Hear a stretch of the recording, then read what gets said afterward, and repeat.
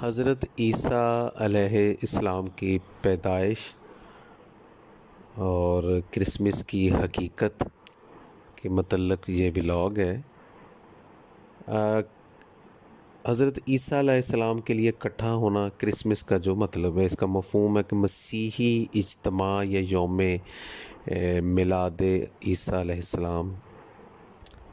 دو حقائق ایسے ہیں کہ جنہیں اگر کوئی انسان جھٹلا نہیں سکتا۔ ایک تو یہ کہ انسان فطری طور پر خوش ہونا یا خوش رہنا چاہتا ہے۔ تہوار، میلے ٹھیلے اور اس کی خوشی کے مختلف بہانے ہیں جو کہ وہ خوش ہونے اور خوش رہنے کے لیے نئی سے نئی راہیں تلاش کرتا رہتا ہے۔ انسان کی اسی فطرت کے پیش نظر ہر مذہب نے کچھ تہوار منانے کی اجازت دی ہے، لیکن وہ بھی صرف حدود اللہ میں رہ کر۔ مگر اس کے باوجود وہ خوشی کی اپنی طرف سے بھی کچھ نہ کچھ نئی چیزیں مذہب میں شامل کر کے اپنی خوشی منانے کی فطرت کی تسکین کرتا رہتا ہے، جو چونکہ اگر کسی ایجاد کی گئی خوشی کا تعلق مذہب سے منسوب کر دیا جائے تو اس کی خوشی پر اعتراض کرنے کی گنجائش بھی باقی نہیں رہتی۔ دوسری حقیقت یہ کہ اگر کسی کاروبار کو بھی مذہب سے جوڑ دیا جائے، وہ کاروبار بھی کبھی زوال پذیر نہیں ہوتا۔ یہ 5ویں صدی کے شروع کی بات ہے کہ اس زمانے میں لوگ روشنی کے لیے تیل والی مشل کا استعمال کرتے تھے۔ روم کا ایک شخص جو یہ مشلیں بناتا تھا، تو اس نے ایک ایسی مشل تیار کی جس میں تیل نہیں ڈالنا پڑتا تھا اور یہ زیادہ گھنٹوں زیادہ دیر چلتی تھی اور اس سے دھواں بھی نہیں پیدا ہوتا تھا۔ اس مشل کو بعد میں موم بتی یا کینڈل کا نام دیا گیا۔ یہ ایک بہت مفید اور زبردست ایجاد تھی جس کی وجہ سے وہ شخص دیکھتے ہی دیکھتے انتہائی مالدار ہو گیا اور لوگ اس نئی ایجاد کردہ مشل کو ہاتھوں ہاتھ خریدنے لگ گئے۔ وہ اپنی اس ایجاد کو وسیع پیمانے پر فروخت کرنے کے لیے مختلف طریقے سوچتا رہتا۔ ایک دن وہ شخص اپنے ایک دوست سے ملا جو اس کا دوست ایک مقامی گرجا گھر میں پادری تھا۔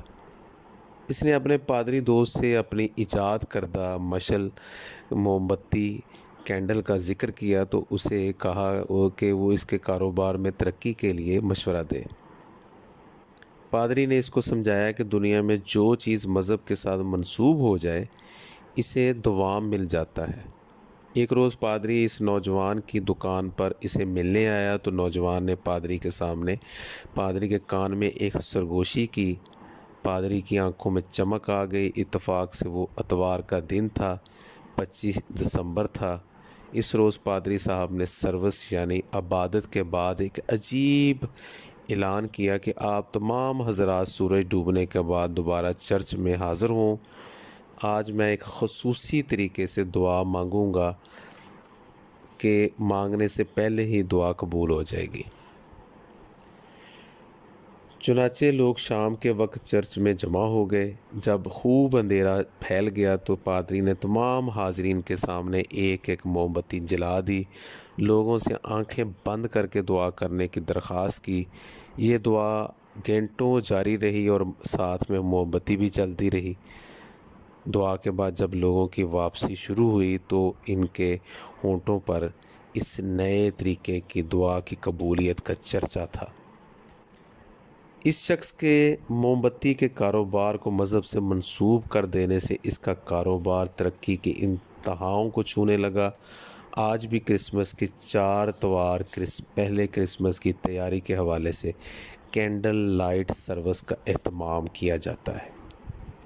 یہ ایک سینہ بسینہ مشہور ہونے والی کہانی ہے۔ ممکن ہے اس کی حیثیت ایک کہانی سے زیادہ نہ ہو، لیکن یہ بھی ایک حقیقت ہے کہ 5ویں صدی سے پہلے کرسمس منانے کا کوئی رواج نہیں تھا، اور نہ ہی کسی مذہبی کتاب سے ثابت شدہ ہے کہ حضرت عیسیٰ علیہ السلام کی پیدائش 25 دسمبر کو ہوئی، بلکہ آپ کی پیدائش کے وقت جو حالات واقعات بیان کیے گئے ہیں اس سے معلوم ہوتا ہے کہ آپ کی پیدائش گرمیوں کے مہینوں میں ہوئی۔ کینن فیرر نے اپنی کتاب لائف آف کرائسٹ میں اس بات کا اعتراف کیا ہے کہ حضرت عیسیٰ علیہ السلام کی یوم ولادت کا کہیں پتہ نہیں چلتا۔ انجیل لوکا سے یہ بات معلوم ہوتی ہے کہ اس رات گڈریے بیڑوں کو لیے ہوئے بیت لحم کے کھیتوں میں موجود تھے، لیکن انسائکلوپیڈیا اور بریٹانیکا میں کرسمس ڈے کے مقالہ نگار نے اس پر ایک نہایت عمدہ تنقید کی ہے۔ وہ لکھتا ہے کہ دسمبر کا مہینہ تو ریاست یہودیہ فلسطین میں سخت بارش کا مہینہ ہے۔ ان دنوں میں بیڑیں یا گڈریے کس طرح کھلے آسمان تلے رہ سکتے ہیں؟ انجیل لوکا اس رات گڈریے بیڑوں کو لیے بیت لحم کے کھیتوں میں موجود تھے۔ 4 صدیوں تک 25 دسمبر کو مسیح کی تاریخ ولادت نہیں سمجھا جاتا تھا۔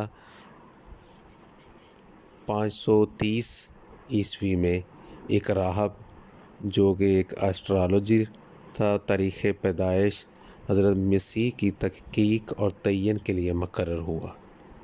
اس نے حضرت عیسیٰ علیہ السلام کی ولادت 25 دسمبر مقرر کر دی، کیونکہ مسیح سے 5 صدیاں قبل 25 دسمبر مقدس تاریخ سمجھی جاتی تھی۔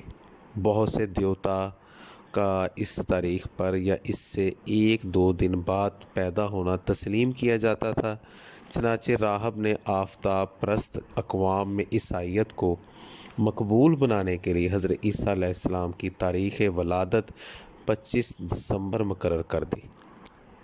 جرمن قبائل زمانہ قدیم سے سخت سردی کے موسم کو تعظیم تکریم کا موسم سمجھتے تھے۔